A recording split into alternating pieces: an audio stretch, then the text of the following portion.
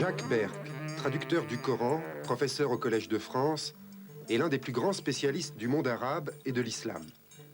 C'est aussi un homme de terrain. Administrateur civil au Maroc, de 1934 à 1953, expert de l'UNESCO en Égypte, il a consacré sa vie à ce monde musulman qu'il aime et où il est né. Jean Sûr est écrivain. Depuis sa rencontre avec Jacques Berck, il y a plus de 25 ans, leur dialogue n'a jamais cessé. Dans l'entretien de ce soir, il traite de la faillite tragique des rapports de l'islam et de l'Occident et de la reconstruction possible de ces rapports sur de nouvelles bases. Sur le monde arabe, sur l'islam, vous êtes aujourd'hui interrogé par un inexpert. C'est une corporation qui devient rare. On en voit quelquefois à la télévision, mais ils ne savent pas toujours qu'ils appartiennent à cette corporation. Elle présente l'avantage peut-être de traduire les inquiétudes, les angoisses, les doutes de nos contemporains sur tel ou tel problème. S'agissant du monde arabe, s'agissant de l'islam, ces doutes, ces interrogations, ces angoisses sont aujourd'hui graves. Pour en rester aux dernières années, que d'événements, la guerre du Golfe, l'affaire palestinienne, l'affaire libanaise, l'horrible problème algérien. Tout cela compose une actualité abondante, surabondante à notre gré. Je voudrais d'abord vous demander, que pensez-vous de cette actualité en tant que telle? Vous dites actualité, j'aimerais mieux dire émergence de situations déjà à l'œuvre depuis longtemps et qui appellent non pas l'observation hâtive ni la recette, fût-elle recette de professionnels, mais des solutions et des solutions qui ne peuvent être qu'à long terme. Autrement dit, ce sont des phénomènes profonds qui sont en train de se manifester à nous dans ce que Braudel appelait le long cycle. Nous qui sommes constamment sollicités aujourd'hui et inquiétés par les problèmes du monde arabe ou de l'islam, quel éclairage historique rapide donneriez-vous à cette actualité? Eh bien, il se trouve que l'islam, qui est, comme vous le savez, le dernier en date des trois grands monothéismes, et qui est professé par peut-être 1 milliard d'hommes sur la planète, est toujours un grand méconnu, est toujours en discordance avec ceux qui l'entourent. En discordance avec l'Occident d'une façon générale, dont il est trop proche peut-être pour lui et pour nous, trop proche géographiquement, et trop proche aussi historiquement et même essentiellement, car les deux civilisations, gréco-romaines d'un côté et islamiques de l'autre, sont vraiment très proches et ont pratiqué au cours de leur histoire beaucoup d'échanges. Il a souffert du trop de proximité et peut-être même du trop de fraternité avec la civilisation méditerranéenne. Ce fut pour lui un grand malheur. Lui, c'est le cousin méconnu, c'est le frère rejeté et qui se sent tel. C'est vraiment l'éternel dénié, l'éternel proscrit, l'éternel accusé, l'éternel suspect. Porteur, par conséquent, à la fois des fantasmes de la proximité et des fantasmes de l'éloignement. À tort ou à raison. Cet islam nous apparaît parfois, à tort ou à raison, et vous allez nous dire si c'est à tort ou à raison, comme un peu archaïque, grandiose, certes, mais replié quelquefois sur des bases qui paraissent assez lointaines et qui paraissent aborder assez mal, assez difficilement au rivage de la modernité. Est-ce que cette image-là est une image qui vous paraît convenable? Eh bien, il faut dire que l'islam, qui a été l'auteur, l'inspirateur d'une très grande civilisation, probablement la plus grande civilisation régnant sur la Terre au Xe siècle de notre ère, n'a pas connu ce que nous appelons la Renaissance. Il n'a pas eu son Galilée, son Newton, ni son Descartes. Il n'a pas connu ces changements qualitatifs de la pensée occidentale, toutes les grandeurs de sa civilisation, et elles sont immenses, n'ont pas subi cette mutation que la Renaissance européenne a pu subir, non sans mal d'ailleurs, et ni sans résistance des religieux.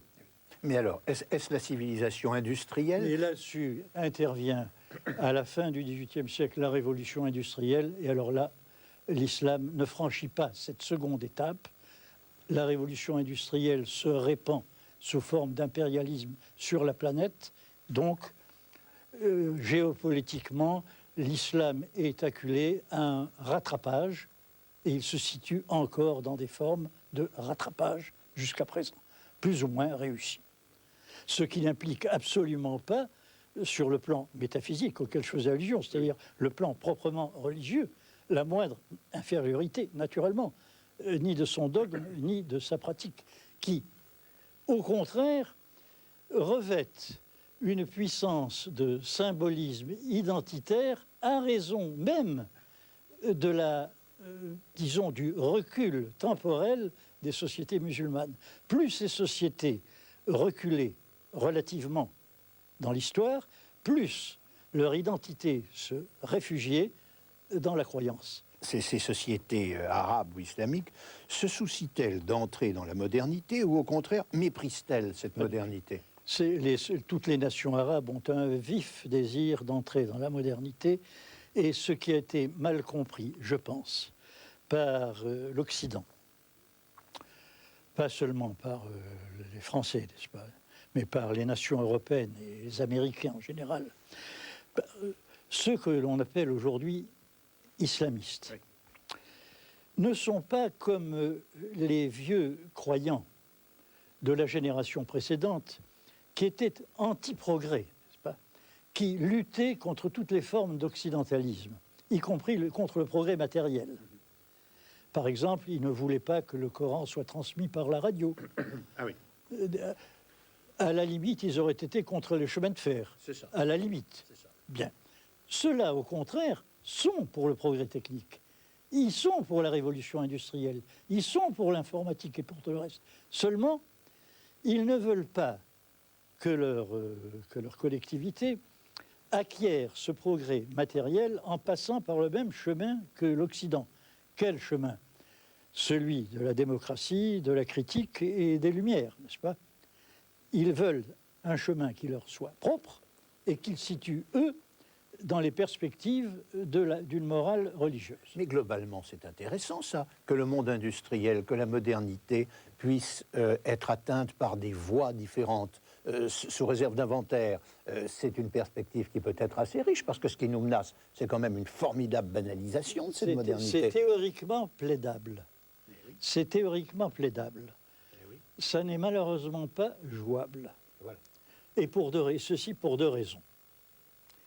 Et après avoir fait la part belle à cette position, oui, dont je comprends la vigueur, compte tenu des déceptions de tous ordres qui ont été celles des peuples musulmans, oui, par rapport à l'Occident, depuis la colonisation et même depuis la décolonisation, je dois maintenant faire la critique de cette position de l'islamisme.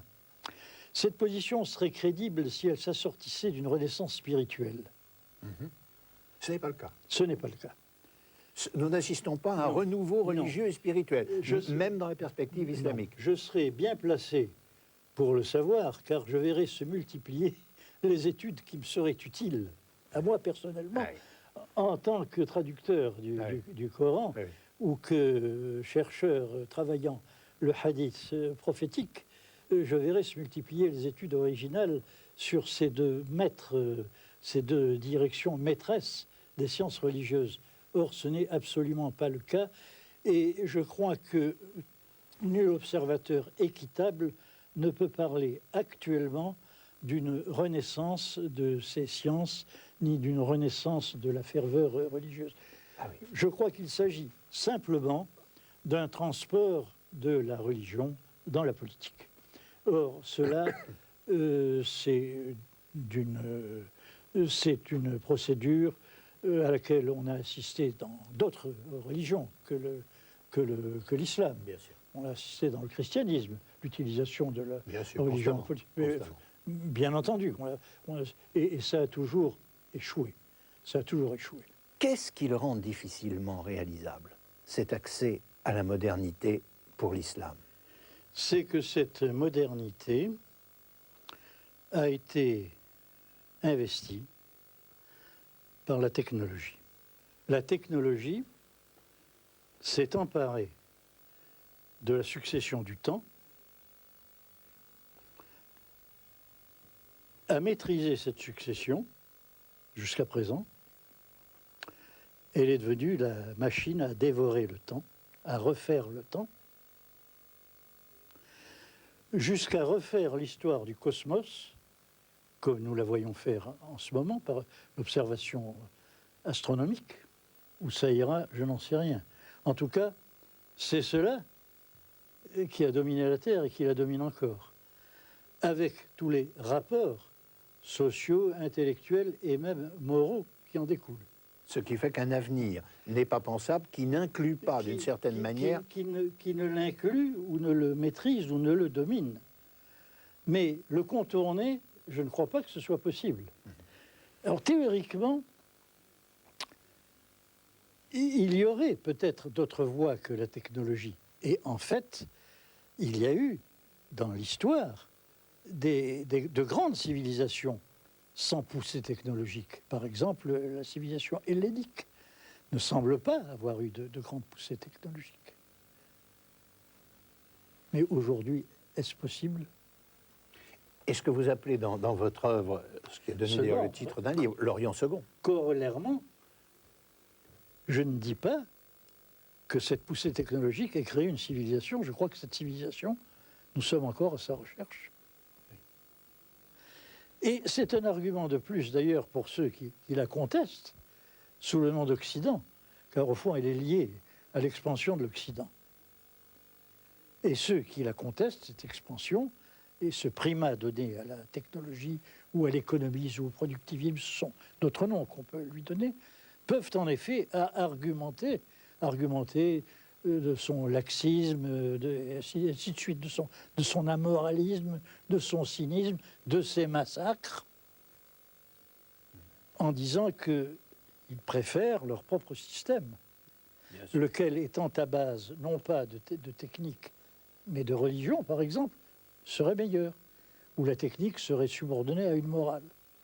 Mais si je vous comprends bien, ils seront forcément rejoints par ce système. C'est pas qu'ils seront, c'est qu'ils sont. C'est qu'ils sont. Nous voudrions croire qu'il existe d'autres voies que la voie occidentale, alias que la voie technologique. Bien sûr. Pour l'instant, ça n'est pas ce qu'ont joué ces peuples. Oui. Ces peuples aussi jouent la voie technologique. Tout le monde est évidemment très sensible au drame algérien. Je rappellerai peut-être aux téléspectateurs que vous êtes vous-même né en Algérie, que vous y avez vécu longtemps. J'oserais dire que pour ma part, j'appartiens à la génération qui a fait la guerre d'Algérie. Beaucoup de ceux qui nous écoutent ont, comme nous, en France ou ailleurs, des raisons d'être très sensibles à cette question. Permettez-moi de l'aborder en rapportant la surprise qui a été la mienne en écoutant récemment un homme politique connu expliquer que nos relations avec l'Algérie, il traitait des relations économiques, devaient oublier d'une certaine manière les liens privilégiés qui avaient été les nôtres et se penser comme des relations purement commerciales. C'est un homme de son temps, c'est un homme digne de dialoguer avec le Fonds monétaire international, avec la BIRD et autres institutions dont il a d'ailleurs été l'ornement à une certaine époque.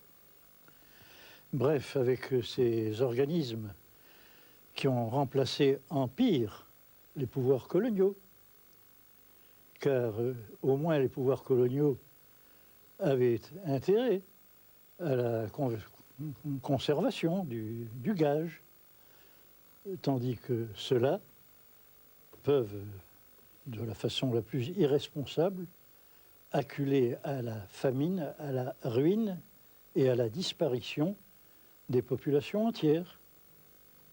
C'est une supériorité, un progrès, vous me direz.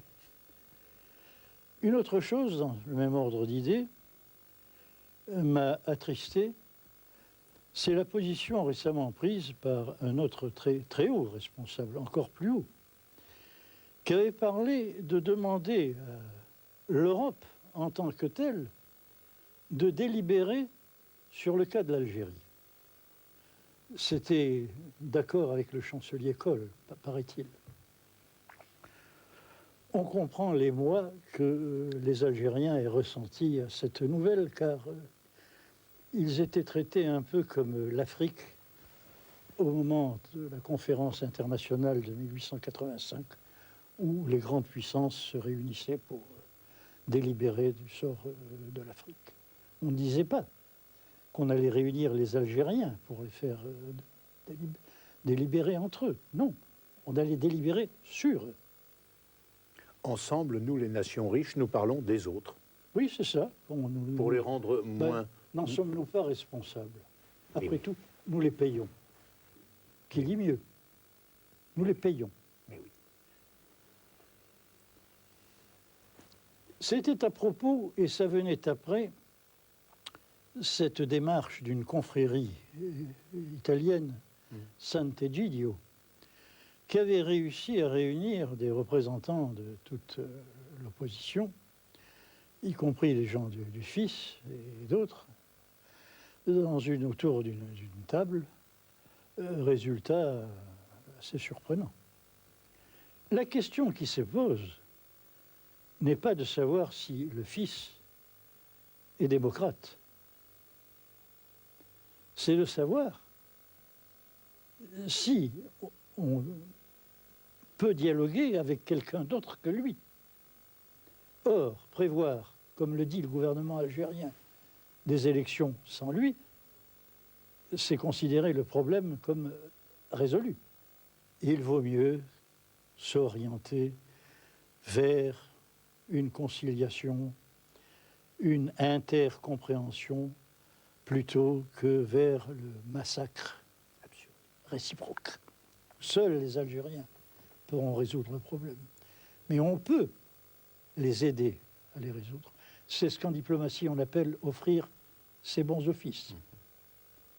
Et qu'il ferait la France, d'autres pays? La France me paraît aujourd'hui, et malheureusement, je dois le dire, en tant que Français, je le regrette beaucoup, depuis la guerre du Golfe, la France n'a plus l'autorité morale de le faire. Hélas. Je vois 2 nations méditerranéennes qui pourraient, je pense, offrir leurs bons offices dans cette affaire, l'Italie et l'Espagne. Leurs bons offices, c'est-à-dire offrir le matériel humain, le lieu peut-être, pour une rencontre de délégués. Encourager les pourparlers.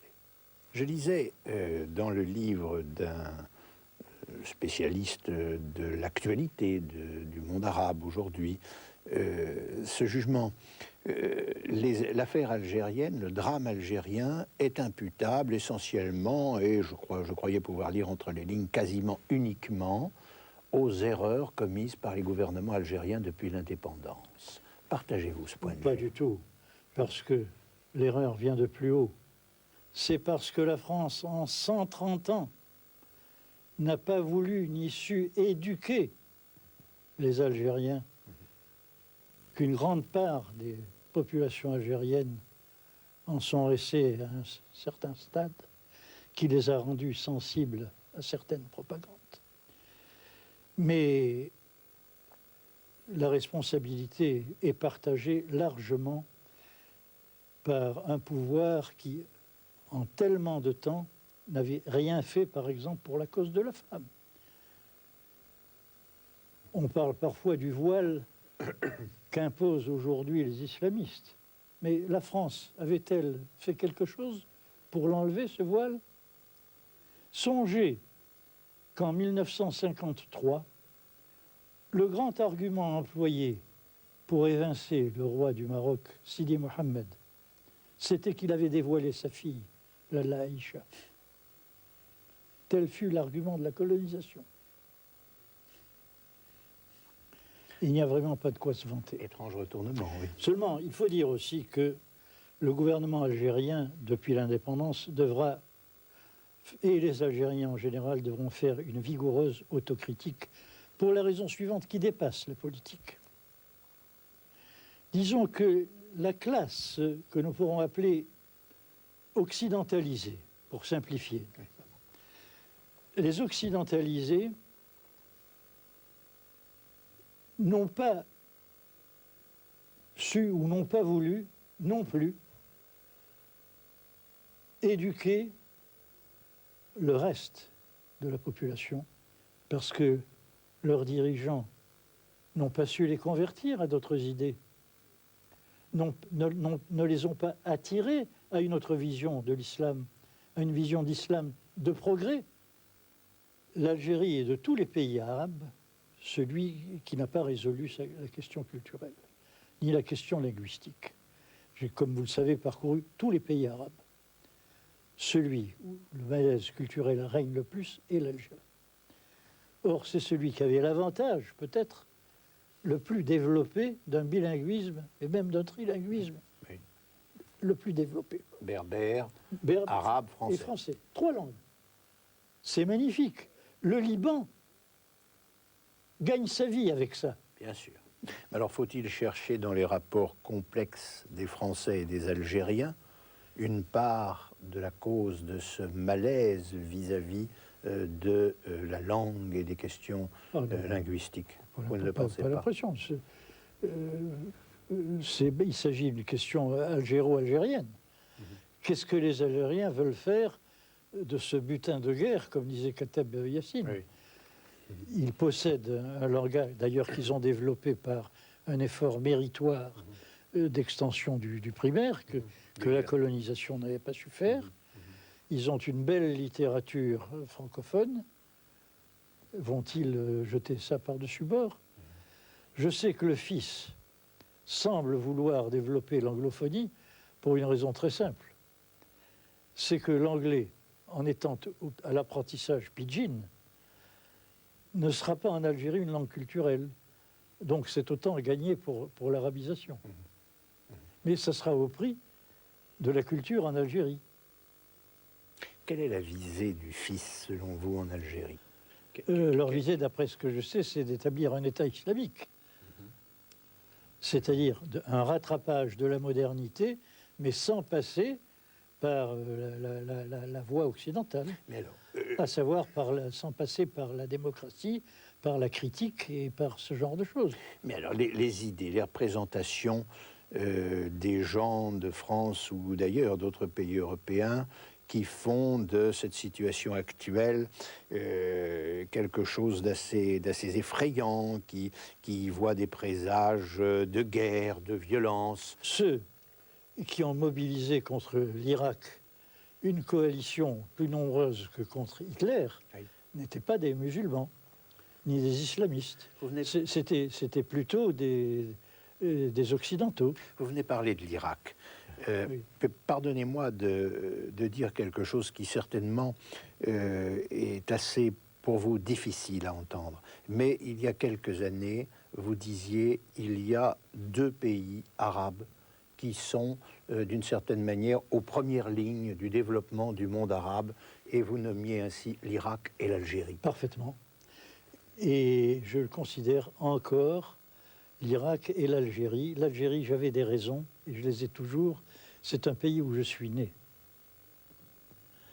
Et contrairement à ceux que vous avez cités au début, le pays contre lequel on s'irrite, le pays qui est pour vous une source ou de joie ou de malheur, ne peut être que la patrie ou un pays qu'on aime.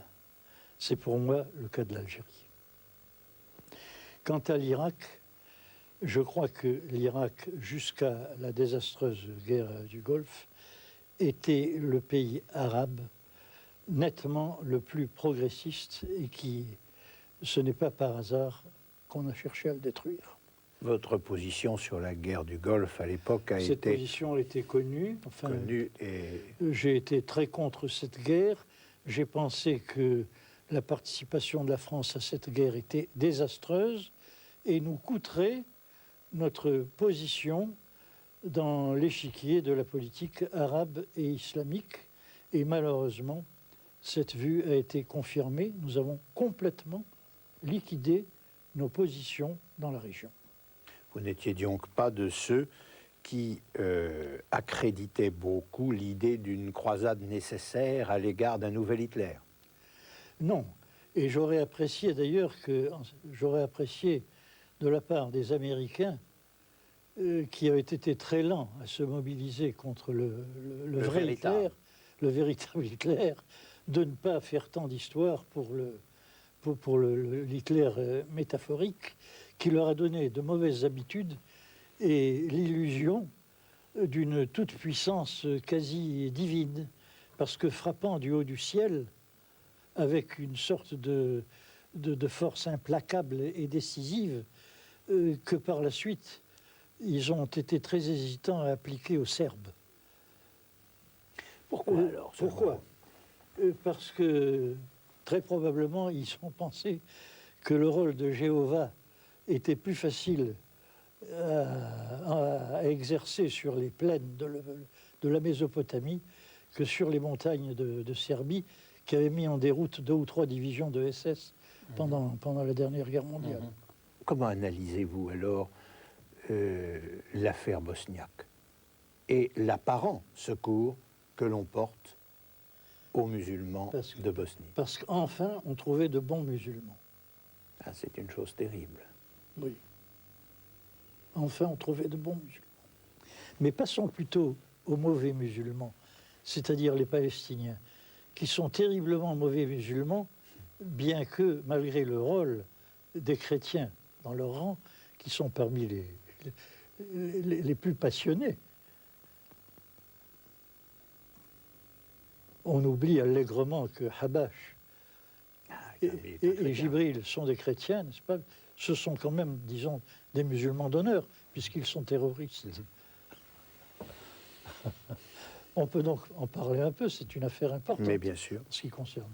Disons les choses simplement. Vous croyez au règlement de la question palestinienne? Non seulement je n'y crois pas, mais je n'y ai pas cru au moment de la signature de cet accord concocté dans les plus pures traditions de la politique secrète, dont on croyait être débarrassé depuis longtemps devant la profonde immoralité de ce genre de comportement.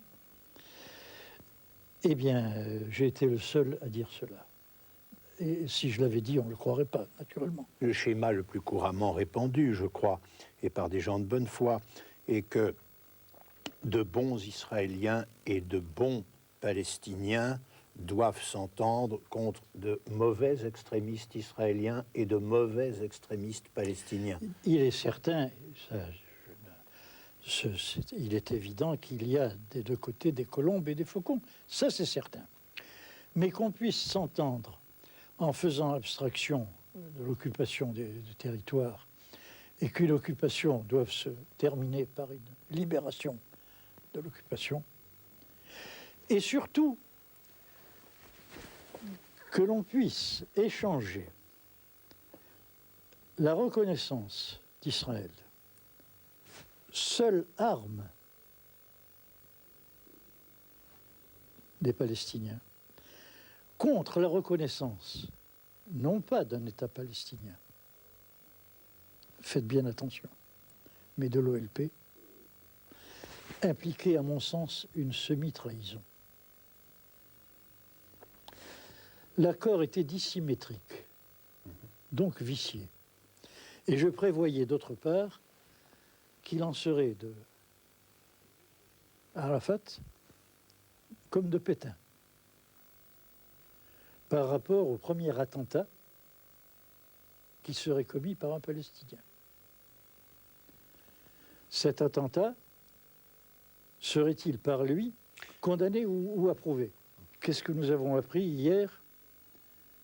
Que Arafat incarcère plusieurs dizaines de partisans du FPLP qui ne sont même pas ceux qui ont commis l'attentat en question. Il les incarcère pour l'enquête. Ce sont des actes de milice, ça. De collaboration objective avec l'ennemi. C'est vous qui le dites. Je sais bien que Arafat, jusque-là, avait été un homme de magnifique courage et d'une grande force diplomatique. Mais il se mettait dans une situation presque impossible à traverser. Alors, quelle perspective pour le règlement de cette question palestinienne? Revenir à la politique française d'avant la guerre du Golfe, à savoir, nous en étions à un plan qui avait eu l'accord de l'ONU, à savoir une conférence internationale sur les territoires occupés. Je crois que vous êtes assez sévère sur cette politique française et ses récents développements. La France était quand même, aux yeux des Arabes, une grande puissance qui comptait comme médiatrice, intervenante, en tout cas en Méditerranée, et une grande puissance qui s'installait en ce moment sur le rivage de la mer, du Golfe, de la mer Rouge, et en Irak, où elle avait entièrement supplanté les Britanniques. Entièrement. Tout ça a été balayé avec la guerre du Golfe, car si les Arabes avaient beaucoup crié au moment de la guerre d'Algérie, ils comprenaient dans le in petto que nous avions en Algérie les nôtres à défendre et que d'ailleurs, et vous voyez que je le dis publiquement, il y avait pas mal d'Algériens de l'autre côté. Ils le savaient, même sans le dire. Donc, défendre les siens, c'est une chose que comprennent les Arabes. Ceux qui n'ont pas compris, c'est que la France accepte de se faire le supplétif des Américains dans une affaire où elle n'avait qu'à perdre ses propres intérêts. Ça, ils n'ont pas compris jusqu'à présent. Sinon, par une sorte de haine désintéressée contre l'islam et les Arabes. Vous faites de la question de l'émigration comme la pierre de touche, non seulement des rapports franco-algériens futurs, mais encore d'une certaine manière de la paix de toute cette région. Plus encore, vous dites que cette question de l'émigration ne peut pas s'appeler question de l'émigration, qu'elle est devenue d'une certaine manière un problème de minorité nationale. Ah oui, c'est une hypocrisie de l'appeler émigration. Il y a parmi ces musulmans qui sont en France, disons surtout les Algériens, parce que ce sont les plus vieux, les plus anciennement en France, des gens qui en sont à la 3e génération, qui sont citoyens déjà depuis 2 générations. Peut-on vraiment les appeler des émigrants ou des émigrés? Il y aurait beaucoup d'émigrants en France si on leur donne cette... Seulement, évidemment, ils ont encore des éléments, disons, de faciès. Vous voyez où ça nous amènerait de parler ainsi. Non, la position de l'islam en France est déjà une question, soulève une question intérieure à la France. Je dirais d'ailleurs réciproquement que la position de la France au Maghreb est une position interne au Maghreb. Même si ça ne fait pas plaisir aux Maghrébins qui m'écoutent, c'est pourtant la vérité. Et qu'ils essayent d'en tirer les corollaires, comme je vais essayer d'en tirer pour la France. Ça implique quoi pour la France? Ça implique qu'il faut fournir à cette minorité française les moyens de s'adapter sans renoncer à sa spécificité à la société industrielle, à la société du G7 où ils vivent. Est-ce que c'est fait? Non. Jusqu'ici, comment sont-ils traités? Sauf quelques exceptions, bien entendu, qui ont réussi à se faufiler dans la société française à des postes parfois enviables, c'est vrai, sur le plan strictement individuel. Mais généralement, on s'en occupe comment? Par le biais de la police ou au mieux de l'assistanat. La question n'est pas examinée, elle n'est pas posée. Effectivement, on a l'impression qu'il y a comme un double mouvement. D'un côté, une méfiance qui se rapproche dangereusement d'une haine obsessionnelle, et de l'autre côté, une sorte de bienveillance qui me paraît un peu suspecte. Oui. D'ailleurs, a remarqué l'abbé Pierre. On n'en a jamais parlé. Oui. Il sait, ou je me trompe, ou il ne s'est jamais occupé d'arabe. Êtes-vous partisan qu'on les aide dans l'acquisition de la citoyenneté, par exemple, en donnant à ceux qui ne sont pas des citoyens français le droit de vote dans des élections municipales? Non. Vous êtes opposé à cela? Non, je suis partisan de la pleine citoyenneté et je suis partisan de l'hospitalité pour les autres, de la pleine hospitalité. Mais je suis partisan de la distinction entre ce qui est citoyen et de ce qui ne l'est pas. Non, je ne suis pas pour le cœur en bandoulière, qui masque tout simplement le désir d'élargir l'électorat. Peut-être des souvenirs de certains statuts autrefois en Algérie? Oui, parce que je me souviens du double collège, et ceux qui mettent en avant ce projet ne savent pas ce qu'était le double statut. Moi, je sais ce que c'était que le double statut. Les élections duales, en quelque sorte. Oui, les élections duales, qui créent beaucoup d'amertume. Qui, dans une société duale, finalement, marcherait bien. Absolument. Alors, je veux une société unitaire et des procédures pour acquérir la citoyenneté. Le respect des autres. Alors, je veux aussi l'éducation dans la culture musulmane de ceux qui en manifestent le désir, expansion de l'arabe dans le lycée-collège, etc. Et l'éducation dans la religion musulmane par un institut spécialisé. C'est une idée que j'ai lancée il y a déjà 10-15 ans, que naturellement on n'a jamais appliquée. En laissant le soin de cette éducation à un personnel venu de partout et d'ailleurs. Or, il se pose là un problème d'une importance immense, car supposez qu'il se crée en France un islam, non pas français, un islam de France, disons pour simplifier, un islam gallican, c'est-à-dire un islam qui soit au fait des problèmes d'une société moderne, qui résolve les problèmes qu'il n'a jamais eu à résoudre dans ces sociétés d'origine, qui pour des raisons historiques ne sont pas des sociétés du niveau du nord de la Méditerranée. Figurez-vous le retentissement que ça aurait, cet islam de progrès, sur le reste de la zone islamique. Là, voilà la solution à laquelle je faisais allusion. Car cet islam de progrès, c'est le seul adversaire capable de faire reculer l'islamisme. Devant toutes les tendances obscurantisme ou régressives, l'islam de progrès, lui, est capable de résoudre. En somme, pour les Algériens comme pour les Français, pour les musulmans comme pour les gens de la mouvance chrétienne, cette émigration peut devenir une chance. Absolument. Au lieu d'être un poids mort, une charge dont s'occupent simplement les flics, ou à la rigueur les humanitaires, au mieux les humanitaires, et en fait les flics. Oui, tandem assez indissociable. Le flic et l'humanitaire, l'un contre l'autre. Et puis bientôt le flic humanitaire. Oui, dans une sorte de tournoi. Le tournoi entre la répression et l'humanitarisme. Oui. Un tournoi bien connu, n'est-ce pas? Oui, oui.